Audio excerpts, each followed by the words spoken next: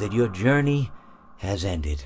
Very sorry about that. It was always going to end this way, of course. If it weren't by me, it would have just been by some other, terrible thing. Just, you could not imagine how terrible it would be. Just, I get scared thinking about it. I'm glad it's not me. It reminds me of a time I was speaking to my good friend Orville. We were sitting on a park bench watching the pigeons. I was on the left, he was on the... Oh, wait, was I on the right or left? Anyways, it doesn't matter. We were sitting on there watching the pigeons. And I said to Orville, "Friend, those birds are frozen." And he kind of looked at me like I'd lost my mind. But I reminded him that it was winter, and often birds will sit in a tree until they freeze. And then they sort of fall to the ground until the sun warms up and they can, move around again. So I said to Orville, "You might as well save those breadcrumbs until the birds thaw, because they can't very well enjoy them in the condition they're in."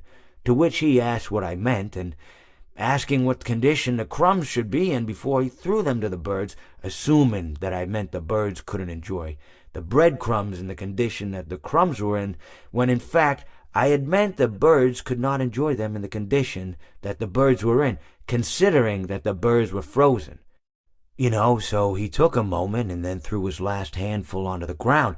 I said to him, "Orville, why did you throw the breadcrumbs to the birds when I just told you they're frozen?" To which he responded, "The breadcrumbs are not frozen." Again, misunderstanding my words. I didn't mean to say that the breadcrumbs were frozen when I said I told you they're frozen. I'd been referring to the birds. In hindsight, what I should have said was, and this would make perfect sense, "Why did you throw the breadcrumbs to the birds when the birds are frozen?"